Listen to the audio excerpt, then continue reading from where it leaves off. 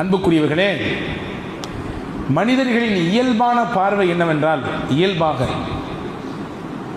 தனக்கு இருக்கக்கூடிய விஷயத்தை ஏற்று பொருந்திக் கொள்வதை காட்டிலும் தன்னிடத்தில் இல்லாததை நினைத்து வருந்துவதும், அது கிடைக்கவில்லையே என்று வருத்தப்படுவதும் சங்கடப்படுவதும் தான் மனிதர்களின் இயற்கை. எனவேதான் கண்ணாடிக்கு முன்னாடி போய் நின்றும் கூட நம்மை படைத்தவனுக்கே கரெக்ஷன் சொல்லக்கூடிய நபராக நாம் இருக்கிறோம். இன்னும் கொஞ்சம் குட்டையாக இருக்கலாம், நெட்டையாக இருந்திருக்கலாம், தோல் இன்னும் கொஞ்சம் வெளுப்பாக இருந்திருக்கலாம், கருத்து இருந்திருக்கலாம் என்று நமக்கு நாமே ஆறுதல் பட்டு கொள்ளும் விதமாக ஒரு விதமான குறை கண்ணோடு பார்க்கக்கூடிய பழக்கம் மிகுதியாக மக்களிடத்திலே இருப்பதை காணுகிறோம்.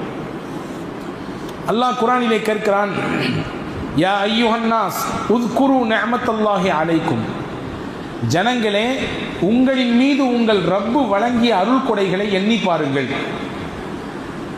அல்லாஹ் நமக்கு வழங்கிய அருள் கொடைகளை எண்ண முடியுமா என்றால் சத்தியம் முடியாது. நான் என் பிள்ளைக்கு பார்த்து பார்த்து செய்து கொடுத்த காரியங்களை எல்லாம் ஒரு கட்டத்திற்கு பிறகு எண்ணி சொல்லலாம். நான் உன்னை எப்படி வளர்த்தேன், எப்படி கஷ்டப்பட்டேன், உனக்கு என்னவெல்லாம் செய்து கொடுத்திருக்கிறேன், நீ படிக்கிற பொழுது பட்ட சிரமம் என்ன, உனக்கு வேலை வாய்ப்புக்காக வேண்டி நான் பட்ட கஷ்டங்கள் என்ன, அவமானங்கள் என்ன, தலைக்குனிவுகள் என்ன என்று நீண்ட பட்டியலை நம் பிள்ளையின் வளர்ப்புக்காக வேண்டி நாம் பட்ட சிரமங்களை எல்லாம் கூட ஒரு பட்டியலிடலாம். ஆனால் அல்லாஹ் நமக்கு வழங்கிய அருளை பட்டியலிட முடியுமா என்றால் முடியாது. வயின் தஉது நிஅமத்தல்லாஹி லா துஹ்ஸூஹா, அல்லாஹ் சொல்கிறான், உங்களுக்கு இறைவன் வழங்கிய அருளை நீங்கள் என்ன நினைத்தால் உங்களால் எண்ணி முடிக்க முடியாது, உங்களால் ஒரு கட்டுக்குள்ளே அதை கொண்டு வர முடியாது என்று அல்லாஹ் சொல்கிறான்.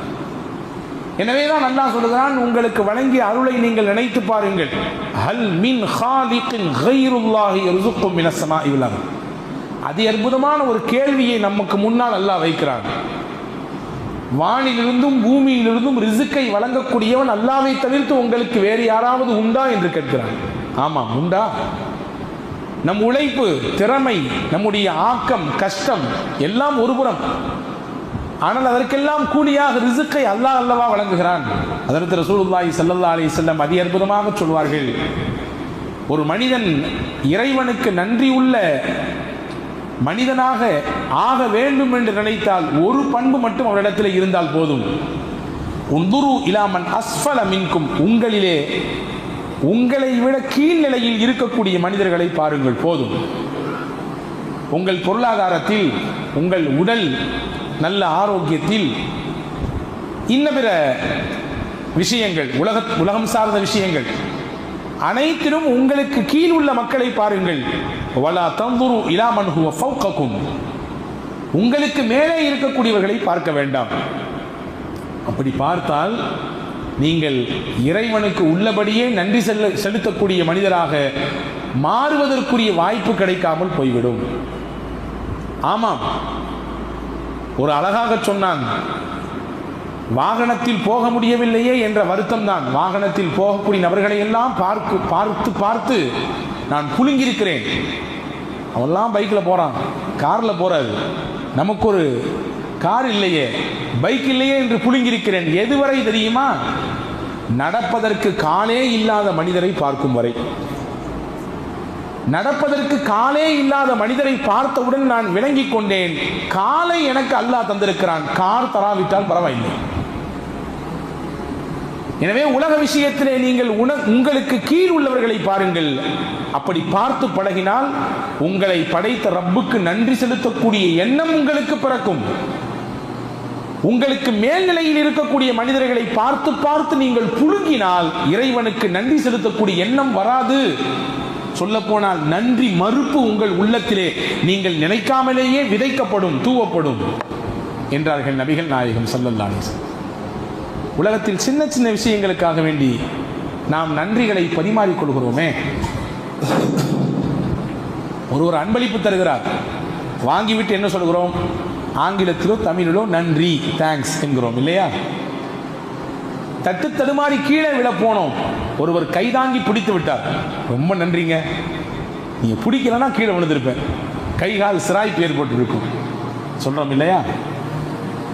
ஒரு விஷயம் நம்மிடத்திலே இருந்த முக்கியமான பொருள் காணாமல் போய்விட்டது, தேடி அலைகிறோம். அது இல்லை என்றால் அடுத்து நகர்வே மிகப்பெரிய சிரமம் என்ற நிலையில் இருக்கிற பொழுது ஒருவர் திடீரென்று எடுத்துக்கொண்டு வந்து கையில் கொடுக்கிறார்.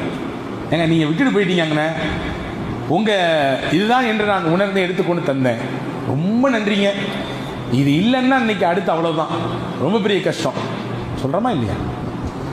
நம்மிடத்திலே இழந்ததையோ அல்லது நாம் தடுமாறுகிற பொழுது கைதாங்கி பிடிக்கக்கூடிய சூழலிலோ அல்லது நாம் விரும்பிய ஒன்றை நமக்கு ஒருவர் அன்பளிப்பு செலுத்துகின்ற நேரத்திலோ ஏதோ ஒரு விதத்தில் பிறரிடத்திலிருந்து ஒரு விஷயத்தை பெற்றுக்கொள்கிற பொழுது இயல்பாகவே அவருக்கு நன்றி செய்ய வேண்டும், அவருக்கு அன்பளிப்பை தந்தவருக்கு நன்றி செலுத்த வேண்டும், கைதாங்கி பிடித்தவருக்கு உபகாரமாக நன்றியை உரித்தாக்க வேண்டும் என்ற எண்ணம் பிறக்கிறது.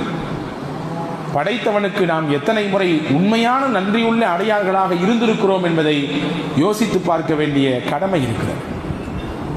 உமர் ரலியல்லாஹு அன்ஹு தோழர்களோடு பயணிக்கிறார்கள்.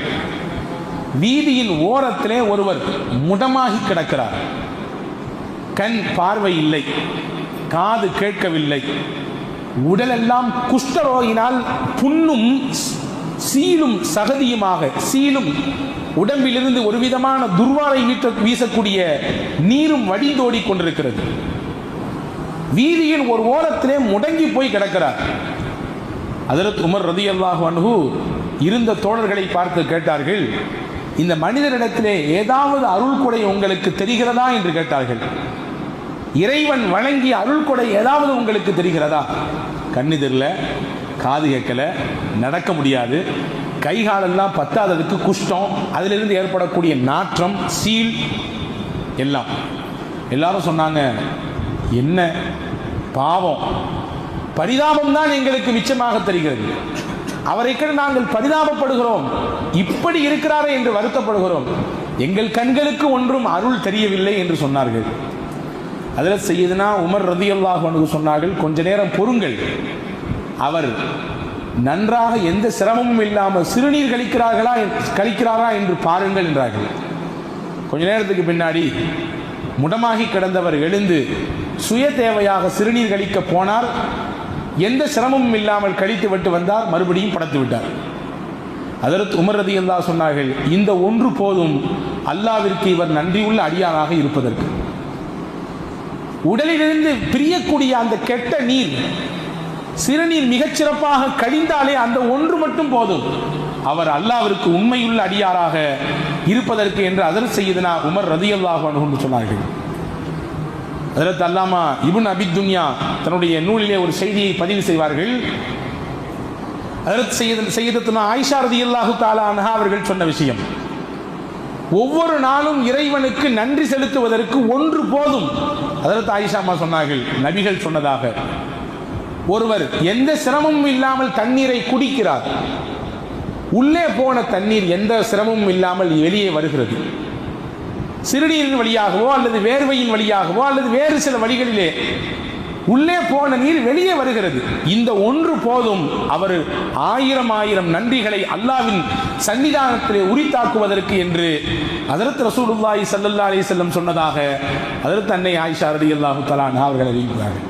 யோசித்திருக்கிறோமா? சில விஷயங்கள் இலவசமாக நமக்கு கிடைக்கிறது, அதனுடைய மகத்துவமும் அதனுடைய ஆழமும் அதனுடைய முக்கியத்துவத்தையும் நாம் பெரிதாக விளங்கிக் கொள்ளாததின் விளைவு, அதிலே சிரமப்படுகிற பொழுது அதனுடைய அருளையும் அது இதுநாள் வரை கிடைத்த பாக்கியத்தையும் உணர்கிறோம். எத்தனை நபர்கள் உள்ளே போன தண்ணீர் வெளியே சிறுநீரின் வழியாக வராமல் தவித்துக் கொண்டு சங்கடத்தில் மருத்துவமனையில் இருந்து கொண்டிருக்கிறார்கள் என்பதை பார்க்கிற பொழுது உள்ளபடியே நபிகள் நாயகம் ஸல்லல்லாஹு அலைஹி வஸல்லம் சொன்ன ஒரு துஆ தான் நமக்கு ஞாபகத்திற்கு வரும். சிறுநீர் கழித்தாலும் சரி, மலம் தேவைக்கு கழிவறைக்குள் சென்றாலும் சரி, வெளியே வந்தவுடன் பெருமானார் துஆ செய்ய சொன்னார்கள், அல்ஹம்துலில்லாஹில்லதி அஸ்ஹப அன்னியல் அதா வ ஆஃபானி. அல்லாஹ்விற்கே எல்லா புகழும். எப்படிப்பட்ட அல்லாஹ் தெரியுமா? எனக்கு நோவு தரக்கூடிய ஒன்றை என் உடலிலிருந்து பிரித்து எடுத்து விட்டான். ஆமாம், சிறுநீர் வெளியே போகவில்லை என்றால் உடலுக்கு பெரும் நோவு, பெரும் சிரமம். உள்ளே போன உணவு செரிக்காமல் அல்லது செரித்த உணவு மலத்தின் வழியாக வெளியே போகவில்லை என்றால் அதைவிட பெரிய சிரமம் இல்லை. கொஞ்சம் கற்பனை பண்ணி பாருங்க. ஒரு நாள் சரியாக நீங்கள் கழிவறைக்கு போகவில்லை என்றால் அன்றைய நாள் எப்படி இருக்கும்? முழுசா போகலன்னா சொல்லல, சரியா போகல. எப்போதுமே ரிலாக்ஸாக போகக்கூடிய நாம், நிம்மதியாக போய்விட்டு வரக்கூடிய நாம், கொஞ்சம் அன்று முன்னும் பின்னும் முக்கி தள்ளுகிறது என்றால் எவ்வளவு பெரிய அழுத்தத்தை, எவ்வளவு பெரிய சிரமத்தை உணர்வோம். நபிகள் எனவேதான் சொன்னார்கள், அல்லாவிற்கு நீங்கள் வெளியே வந்தவுடன் நன்றி செய்யுங்கள், அது உங்கள் உடலில் இருந்தால் மிகப்பெரிய கேடு. யோசித்திருக்கிறோமா என்றாவது? அல்லாஹ் நமக்கு வழங்கிய அருளை பாருங்கள் பெருமக்களே. திடமானதை சாப்பிடுகிறோம், திரவமானதையும் சாப்பிடுகிறோம். நல்ல கட்டியான இருக்கிற பொருளையும் சாப்பிடுறோம், தண்ணிமார் இருக்கிற பொருளையும் சாப்பிடுறோம். எல்லாமே உடலுக்குள்ள போகுது. அல்லாஹ் இந்த உடலை ஒரு சின்ன தொழிற்சாலையாக வைத்திருக்கிறான். நீர் வேறு, நார் வேறு, வைட்டமின் வேறு, கால்சியம் வேறு, எல்லாம் பிரிக்கப்படுது. பிரிக்கப்பட்டு எந்தெந்த பார்ட்ஸுக்கு எது எது தேவை அது எல்லாம் அல்லாஹ் சப்ளை பண்றான். நீர் சத்துக்கு நீர், நார் சத்துக்கு நார், வைட்டமினுக்கு வைட்டமின், கால்சியம், என்னென்ன தேவையோ எல்லாம் பிரிக்கப்படுது. கடைசியில சக்கை மிஞ்சும் இல்லையா? அந்த சக்கையை தான் மலத்தின் வழியாக வெளியே தள்ளுகிறார். பாருங்க, அல்லாஹ்வின் அற்புதம் பாருங்கள். மலத்துவாரத்தின் பக்கத்திலே ஒரு அமைப்பை அல்லாஹ் வைத்திருக்கிறார். அதற்கு பெயர் கிராக் சிஸ்டம். அது என்ன வேலை செய்யும்? அது எல்லோருக்கும் இருக்கிறது. என்ன வேலை செய்யும் தெரியுமா? நமக்கு மலம் கழிக்க வேண்டிய சூழல் ஏற்பட்டவுடன் நாம் அந்த குறிப்பிட்ட இடத்தை நாடி போகிறோம். மூளைக்கு அந்த விஷயம் போகிறது, மலம் கழிக்க வேண்டிய தேவை நேரம் வந்துவிட்டது என்று. அந்த குறிப்பிட்ட இடத்துக்கு போகிறோம், டாய்லெட்டுக்கு போகிறோம். குறிப்பிட்ட இடத்திலே எப்படி அமர வேண்டுமோ அப்படி அமருகிறோம். வெளியேற்ற வேண்டும் என்று நம்முடைய உள்ளம் மூளைக்கு செய்தியை பாஸ் செய்கிறது. அதற்கு பிறகு உடலில் இருந்து சக்கை வெளியே வருகிறது. வெளியே வரக்கூடிய இடத்தில் இருக்கக்கூடிய ஒரு அமைப்பு தான் கிராக் சிஸ்டம். அது என்ன செய்கிறது? அந்த குறிப்பிட்ட நேரம் வரும் வரை உங்கள் மலத்தை தடுத்து வைத்திருக்கிறது, கேட் மாதிரி. அது இல்லைன்னு சொன்னா என்ன ஆகும்? சின்ன பிள்ளைங்க எப்படி சாதாரணமாக அறியாமல் சுய தேவை கழித்து விடுகிறதோ, நோயாளிகளின் உடலிலிருந்து எப்படி அறியாமல் மலம் வெளியேறி விடுகிறதோ, வயது மூப்பின் காரணமாக சில சமயங்களில் எப்படி அறியாமல் உடலிலிருந்து மலம் கழிந்து விடுகிறதோ, இதுவெல்லாம் எப்பொழுது ஏற்படும்? அந்த கிராக் சிஸ்டம் என்ற ஒன்று முறையாக செயல்படாமல் இருக்கிற பொழுது இதுவெல்லாம் ஏற்படும். ஒரு புத்தகத்தில் வாசித்தேன், அதனுடைய ஆசிரியர் எழுதியிருக்கிறார், ஒரு மனிதனுக்கு அல்லாஹ் அந்த இடத்திலே புற்றுநோயை ஏற்படுத்தினார். அந்த கிராக் சிஸ்டம் என்று சொல்லக்கூடிய அந்த தடுப்பு வேலி, மலத்தை தாங்கி நிற்கக்கூடிய அந்த மூடியிலே அல்லாஹ் புற்றுநோயை ஏற்படுத்தினார். மருத்துவர்கள்லாம் போய் சந்தித்த பின்னாடி அவர்களின் ஆலோசனை என்ன என்றால், அந்த இடத்தை ரிமூவ் பண்ணணும், வெட்டி எடுத்து ஆபரேஷன் செய்ய வேண்டும். எடுத்தால்தான் உங்களுக்கு இந்த நோயிலிருந்து முழுமையான தீர்வு கிடைக்கும். எடுக்கவில்லை என்றால் சிரமம்தான். சரி, எடுத்துடலாம் என்று சொல்லிடலாம். ஆனால் அதுக்கு பின்னாடி இருக்கக்கூடிய பின் விளைவுகள் என்ன என்றால், நீங்க உள்ள போட்டீங்க விஷயத்தை, ஏதாவது சாப்பாட்டுன்னா செரிச்சு ஆட்டோமேட்டிக்கா வெளியே வந்துடும். நீங்க நினைச்ச நேரம்லாம் இல்லை, எப்பனாலும் அது வெளியே வரலாம். அந்த மாதிரியான சூழல் ஏற்படும். வேறு வழி இல்லை. எப்படி யூரின் பைய இடுப்புல கெட்டிக்கிட்டு சில பேர் நடமாடுகிறார்களோ, அதே போன்று நீங்க மலப்பையை சுமந்து கொண்டுதான் இனிமேல் உங்கள் வாழ்க்கையை கழிக்க வேண்டும், வாழ்க்கை முழுவதும். இது டாக்டருடைய அட்வைஸ். வேறு வழி இல்லை. உயிரை காப்பாற்ற வேண்டுமே, என்ன செய்வது? உயிரை காப்பாற்றுவதற்கு அந்த ஆபரேஷன் செய்தாகிவிட்டது. அதற்கு பிறகு அந்த மனிதரை இன்னொரு நேரிலே சந்திக்கிற பொழுது, இதெல்லாம் அந்த புத்தகத்தில் எழுதுகிறார் அதனுடைய ஆசிரியர். சந்திக்கிற பொழுது பேசிக்கொண்டார் அவர், அந்த நோயாளி, எனக்கு அல்லாஹ் மிகப்பெரிய சோதனையை கொடுத்தான். அந்த குறிப்பிட்ட இடத்திலே புற்றுநோய், அதிலிருந்து அல்லாஹ் தீர்வையும் தந்தான். ஆரோக்கியத்தை அதிலிருந்து வெளியாகிட்டேன், அந்த நோயிலிருந்து முழுமையாக வெளியாகிவிட்டேன். ஆனால் என்ன ஒரு பேர் வருத்தம் என்றால், என் உடலிலிருந்து வெளியான மலத்தை நான் சுமந்தபடியே நிற்கிற பொழுது இறைவனை வணங்க வேண்டும் ஒரு சூழல் எனக்கு ஏற்பட்டு போனது. மலத்தை வெளியாக்கிய நான் அதை சுமந்து கொண்டு நின்றவாறே இறைவனை வணங்கக்கூடிய சூழல் எனக்கு ஏற்பட்டு விட்டது என்று சொல்லுகிற பொழுது நெகிழ்ந்து போய் இந்த நிகழ்ச்சியை சொல்லிவிட்டு அந்த புத்தகத்தின் ஆசிரியர் சொல்கிறார், அல்லாஹ்வின் தூதர் கற்றுக் கொடுத்த துவா எவ்வளவு பெரிய ஆனந்தமிக்க துவா அது. அந்த பிரார்த்தனையில் எவ்வளவு உள்ளர்த்தம் இருக்கிறது. இந்த நிகழ்ச்சியை நீங்கள் மையப்படுத்தி இந்த துவாவை பாருங்கள். அல்லாஹ்வே, என் உடலுக்கு தீங்கை தரக்கூடிய மலத்தை என்னிடத்திலிருந்து எந்த கஷ்டமும் இல்லாமல் வெளியாக்கி விட்டாய், என்னிலிருந்து அது பிரிந்து விட்டது. உனக்கே எல்லா புகழும். என்னிடத்தில் தங்கி இருந்தால் இது எனக்கு எவ்வளவு பெரிய நோவு, எவ்வளவு பெரிய கஷ்டம், எல்லாவற்றையும் நீக்கிவிட்டாய் அல்லாஹ், உனக்கே எல்லா புகழும் என்று சொல்லக்கூடிய அந்த துவாவையும் இந்த நிகழ்ச்சியும் ஒப்பிட்டு பார்த்தேன். நான் ஒரு கணம் அதிர்ந்து போய்விட்டேன் என்று அந்த நிகழ்ச்சியை பதிவு செய்கிற பொழுது ஆசிரியர் எழுதுகிறார். அன்புக்குரிய சகோதரர்களே, இப்படி ஒவ்வொரு நாளும் எத்தனை எத்தனை அருள் கொடைகளை அல்லாஹ்வின் புறத்திலிருந்து நாம் சுவாசித்துக் கொண்டிருக்கிறோம். என்றாவது யோசித்ததுண்டா? நான் ஆரம்பத்தில் சொன்னேன், இலவசமாக சில விஷயங்கள் கிடைக்கிற பொழுது அதனுடைய மகத்துவமும் அதனுடைய பொக்கிஷமும் விளங்குவதற்கு நம்முடைய சிந்தனை நேரம் கொடுப்பதில்லை. கபிரிஸ்தானுக்கு போனால் மௌத்தினுடைய சிந்தனை வரும் என்றார்கள் பெருமானார், இல்லையா? ஜுருஹா ஃபஇன்னஹா துதக்கிருல் ஆகிரா. மையத்தானவர்களை நீங்கள் ஜியாரத் செய்யுங்கள், இறந்து போனவர்களை நீங்கள் ஜியாரத் செய்யுங்கள். ஜியாரத்தின் மூலமாக உங்களுக்கு மறுமையின் சிந்தனை வரும், மரணத்தின் சிந்தனை வரும். அதற்கு பெருமானா சொன்னது. இன்னைக்கு மரணத்தின் சிந்தனை கபருக்கு போனால் மட்டும் வருவதில்லை, மருத்துவமனைக்கு போனாலும் வருகிறது, இல்லையா? ஒரு முறை மருத்துவமனைக்குள்ளே போய்விட்டு வந்தால் மரண சிந்தனை மட்டுமல்ல, அல்லாஹ் நம்மை எப்படி வைத்திருக்கிறான் நன்றாக என்ற உணர்வு வருகிறது. நன்றாக வைத்திருக்கக்கூடிய ரப்புக்கு நான் எந்த அளவுக்கு கடமைப்பட்டுள்ளேன், நான் அதை நிறைவாக செய்கிறேனா என்ற சிந்தனை பிறக்கிறதா என்று கேட்டால் பிறக்க வேண்டும் என்று நான் சொல்லுவேன். அந்த சிந்தனை வர வேண்டும். மருத்துவமனைக்குள்ளே போய்விட்டு வருகிற பொழுது அங்கே நோயாளிகள் படுகிற சிரமங்களையும் கஷ்டங்களையும் பார்க்கிற பொழுது அல்லாஹ் நம்மை எவ்வளவு சிறப்பாக வைத்திருக்கிறான், ஆரோக்கியமாக வைத்திருக்கிறான் என்ற சிந்தனை பிறக்க வேண்டும்.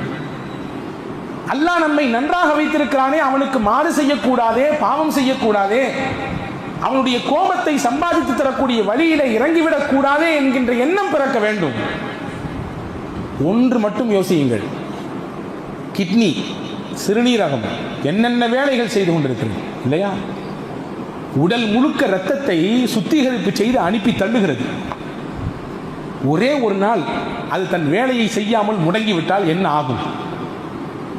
சிறுநீரகம் இரத்தத்தை சுத்திகரிப்பு செய்து அனுப்புகிறது, என்ன ஆகும்? ஒன்றும் ஆகாது. பெரிய ஹாஸ்பிட்டல் ஒன்று பார்த்து டயாலிசிஸ் என்று சொல்லக்கூடிய ஒன்றை செய்தாக வேண்டும். நான் 35 வயது வரை இருக்கிறேன், இதுவரை எனக்கு டயாலிசிஸ் செய்யதில்லை, அல்லாஹ் பாதுகாப்பானாக. யோசியுங்கள், ஒருவருக்கு 60 வயது 70 வயது வரை அவர் டயாலிசிஸ் செய்யவில்லை, அல்லாஹ் அந்த சிறுநீரகத்தை வைத்தே சுத்திகரிப்பு செய்து உடல் முழுக்க இரத்தத்தை பாய்ச்சி கொண்டிருக்கிறான். கொஞ்சம் யோசியுங்கள், ஒரு முறை ஒருவர் டயாலிசிஸுக்கு போனால் எவ்வளவு செலவாகும்? ஒரு மாதத்திற்கு 2 முறை, மாதத்திற்கு 4 முறை, வாரத்திற்கு 2 முறை என்றெல்லாம் அவர்களின் நிலைக்கு தக்கவாறு அந்த முறைகள் மாறுபடுகிறது. அல்லாஹ் ஒத்த ரூபா வாங்காம 60 வருஷம் சுத்திகரிச்சு அனுப்பிட்டே இருக்கான் நமக்கு. இன்னைக்கு டயாலிசிஸ் என்று போனால் எத்தனை ஆயிரங்கள் வைக்க வேண்டும் ஒரு தடவைக்கு? ஒரு மாதத்திற்கு எத்தனை ஆயிரம்? வருடத்திற்கு கணக்கு போட்டால் 60 ஆண்டு 70 ஆண்டு நமக்கு எந்த தொகையும் வாங்காமல் ஃப்ரீயா அல்லாஹ் செஞ்சு கொடுக்கான். கொஞ்சம் யோசிங்க, கணக்கு போட்டு பாருங்க. ஒரு முறைக்கு 1000 என்ற ரீதியிலே வைத்து பாருங்கள், வருடத்திற்கு எத்தனை ஆயிரங்கள், எத்தனை லட்சங்கள், நம் வாழ்நாள் முழுக்க எத்தனை லட்சங்கள். அப்படி நமக்கு சுத்திகரிப்பு செய்து அனுப்பக்கூடிய ரப்புக்கு நாம் நன்றி உள்ளவனாக இருக்க வேண்டுமா வேண்டாமா? இப்படி நம்மை பராமரித்துக் கொண்டிருக்கிற ரப்பை நாம் நினைக்க வேண்டுமா வேண்டாமா? அவனிடத்தில் கதற வேண்டுமா வேண்டாமா? அல்லாஹ்வே, நீ கொடுத்ததற்கு நன்றி சொல்ல முடியவில்லை இன்னும் என்று இஎம் ஹனீஃபா பாடிய பாட்டின் அர்த்தம் நமக்கு புரிய வேண்டுமா வேண்டாமா? அன்புக்குரியவர்களே, எத்தனை எத்தனை அருள்.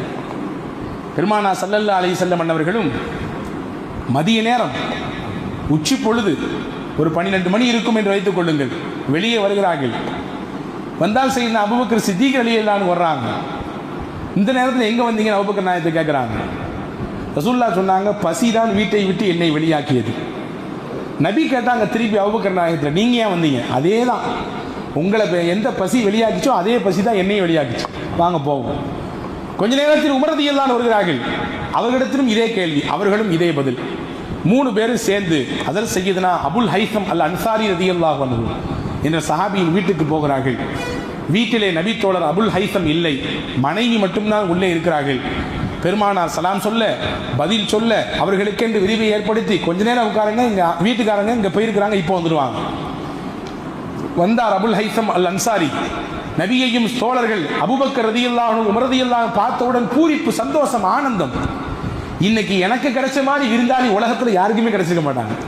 எங்க வீட்டுக்கு நபிகள் நாயகம் வந்திருக்கிறாங்க, நான் பெரிய பாக்கியவான், நபியே ஒரு நிமிடம் நெல்லுங்கள் என்று சொன்னவுடன் அவர் தன்னுடைய தோட்டத்திலிருந்து கொண்டு வந்த குளிர்ந்த நீரையும் கொண்டு வந்த அந்த பேரித்தம்பழத்தினுடைய பல்வேறு கனிகளையும் நபிக்கு முன்னால் கொண்டு வந்து வைத்தார். சாப்பிடுங்கள், உங்களுக்கு தேவையான உணவு இன்னும் சிறிது நேரத்தில் தயாரிப்பு செய்யப்படும். செய்தார். தயாரிப்பு செய்து பெருமானாருக்கு முன்பு வைத்தார். பசியோடு வந்த நாயகமும் நாயக தோழர்களும் சஹாபாக்கள் அபூபக்கர் ரலியல்லாஹு அன்ஹு அவர்களும் சய்யிதுனா உமர் ரலியல்லாஹு அன்ஹு சாப்பிட்டார்கள். சாப்பிட்டு முடித்தவுடன் பெருமானார் ஸல்லல்லாஹு அலைஹி வஸல்லம் இரு தோழர்களை பார்த்து சொன்னார்கள், ஹாதா மினன் நிஅமில் லதீ துஸ்அலூன அன்ஹு. இதுவும் அல்லாஹ்வின் அருள் கொடைதான். பசியோடு நாம் வந்தோம், ஒண்ணுமே இல்லாமல் நாம் வெற்று குடலோடு நாம் வெளியே வந்தோம். நமக்கு வயிறார சாப்பாடு கொடுத்தது, நீரை புகட்டியது அல்லாஹ் தான். இதை பற்றியும் நாளை அல்லாஹ்விடத்திலே நீங்கள் விசாரிக்கப்படுவீர்கள், இதை பற்றியும் நாளை அல்லாஹ்விடத்திலே விசாரிக்கப்படுவீர்கள் என்று சொன்னார்கள். ஹதீஸ் தொடர்கிறது. அங்கே உள்ளே இருந்த அந்த பெண்மணி அபுல் ஹைசம் ரலியல்லாஹுடைய மனைவி சொன்னாங்க, யார் சொல்லா ஏதாவது எங்களுக்கு துவா செய்யுங்க, உங்க துவாவுக்காக வேண்டிதான் இதெல்லாம். அப்பதான் சல்லாசன் துவா செஞ்சாங்க, அக்கட தஆமுக்குமுல் அபரார் வ ஸல்லத் அலைக்குமுல் மலாயிகா வ அஃப்தர இந்தக்குமுஸ் ஸாயிமூன். உங்கள் உணவை நல்லோர்கள் சாப்பிடட்டும், உங்கள் வீட்டிலே நோன்பாளிகள் வந்து நோன்பு திறக்கட்டும், உங்கள் வீட்டிலே மலக்குமார்கள் அணியணியாக வந்து இறங்கட்டும் என்று துவா செஞ்சாங்க. இந்த துவா அல்லாஹ் கொடுத்த அருளுக்கு ஒரு சின்ன நன்றி கடனாக மாறுகிறது என்று பெருமானார் ஸல்லல்லாஹு அலைஹி வஸல்லம் செய்கையின் மூலமாக செய்து காண்பித்து போனார்கள். எத்தனை எத்தனை உணவுகளை அல்லாஹ் வகை வகையாக நமக்கு கொண்டு சேர்க்கிறான், நினைத்து பார்க்கிறோமா? சய்யிதுனா அப்துர் ரஹ்மான் இப்னு அவுஃப் ரலியல்லாஹு அன்ஹு நோன்பு காலம், நோன்பு திறப்பதற்கு முன்னால் அடுக்கி வைக்கப்பட்டிருக்கிறது உணவு. பார்த்து அழுகிறார்கள், கண்ணீர் வடிக்கிறார்கள். நோன்பாளி, ஏங்க அழுகிறீங்கன்னு கேட்கும்பொழுது ஹஜ்ரத் அப்துர் ரஹ்மான் இப்னு அவுஃப் ரலியல்லாஹு சொன்னார்கள், என் தோழர்களில் எத்தனையோ தோழர்கள், ஏழைகள், சஹாபிகள், சய்யிதுனா முஸ்அப் பின் உமைர் போன்ற சஹாபாக்கள் எல்லாம் உடுத்துவதற்கு கூட ஒழுங்கான ஆடை இல்லாமல் கந்தல் ஆடையை உடுத்திக் கொண்டு, கஃபன் செய்வதற்கு கூட முழு ஆடை இல்லை. தலையை போர்த்தினால் கால் தெரிகிறது, காலை போர்த்தினால் தலை தெரிகிறது. அந்த நிலையில் உலகத்தோடு ஒட்டாமல் வாழ்ந்து மறைந்து விட்டார்கள். அல்லாஹ் எனக்கு எவ்வளவு உணவு கொண்டு வந்து வச்சிருக்கான், நோன்பு திறக்கும் நேரத்தில் எவ்வளவு உணவு, வகை வகையான உணவு. அல்லாஹ்விற்கு நான் எப்படி பதில் சொல்ல போகிறேன் என்று தெரியவில்லையே. அவன் வழங்கிய அருள் கொடைக்கு அவன் நாளை என்னிடத்திலே கேள்வி கேட்டால் நான் என்ன பதில் சொல்வேன் என்று தெரியவில்லையே என்று கலங்குகிறேன் என்று சொல்லிவிட்டு வெறும் தண்ணீரை மட்டும் எடுத்துக்கொண்டு அதை வைத்து நோன்பு திறந்து விட்டு போனார்கள் என்று வரலாறு இருக்கிறது. இன்றைக்கு எவ்வளவு அறுசுவை உணவுகளை அல்லாஹ் நம்மை சாப்பிட வைக்கிறான். எல்லாம் நம்ம சம்பாதிக்கிறோம், உழைக்கிறோம், பொருள் ஈட்டுகிறோம், உண்ணுகிறோம் என்று சொல்லலாம். ஆனால் இது எல்லாவற்றுக்கும் பின்னால் இறைவனுடைய அருள் கொடை இருக்கிறதா இல்லையா? யோசித்திருக்கிறோமா? சாப்பிட்டு முடித்தவுடன் அல்லாஹ்விற்கு நன்றி செலுத்தியிருக்கிறோமா? அல்லாஹ்வே, உலகத்தில் எத்தனை மக்கள், கோடிக்கணக்கான மக்கள் ஒருவேளை உணவில்லாமல் திண்டாடி கொண்டிருக்கிறார்கள். எங்களை வயிறார உணவுடன் செய்தாய் அல்லாஹ்வே, உனக்கே எல்லா புகழும், அல்ஹம்துலில்லாஹ் சொல்லி இருக்கிறோமா? அல்லாஹ்வே, நீ தான் உணவை கொடுத்தாய், நீ தான் தண்ணீரை கொடுத்தாய், நீ தான் எங்கள் பசியை ஆற்றினாய், நீ தான் ரிஸ்க் அளிப்பவனின் ஆகப்பெரியவன். புகழ்ந்திருக்கிறோமா அல்லாஹ்வை? அன்புக்குரியவர்களை யோசித்து பார்க்கிறோம். அல்லாஹ் வழங்கிய அருள் கொடை நம் உடலிலும் நம்முடைய வெளிரங்கத்திலும் நிரம்ப கிடக்கிறது. நாம் அதை கண்டும் காணாமல் கடந்து போய்கொண்டே இருக்கிறோம். நினைக்கிறோமா இல்லையா என்பது கூட யோசிக்க முடியாத அளவிற்கு ஒரு அவசர கதியிலே நாம் தள்ளப்பட்டிருக்கிறோம். பெருமானார் ஸல்லல்லாஹு அலைஹி வஸல்லம் அன்னவர்கள் ஒரு இரவின் நடுநிசி நேரம் அன்னை ஆயிஷா ரலியல்லாஹு தஆலா அன்ஹா அவர்களின் வீட்டிலே நபிகள் தங்கியிருக்கிறார்கள். ஹஜ்ரத் ஆயிஷா அம்மாவும் நபிகளும் மட்டும்தான் வீட்டில் உண்டு, வேறு யாரும் இல்லை. தன் உள்ளத்திற்கு இணக்கமான, தன் கல்புக்கு நெருக்கமான துணைவியார் அன்னை ஆயிஷாவுக்கு பக்கத்தில் பெருமானார் இருக்க, கணவன் மனைவி என்ற புரிதலோடு அவர்களின் இல்லற வாழ்க்கை சந்தோஷத்தின் உச்சத்தில் போய்க் கொண்டிருக்க, இரவின் மத்திய பகுதியில் பெருமானார் எழுந்தார்கள். எழுந்து நீண்ட நேரம் தொழுதார்கள்.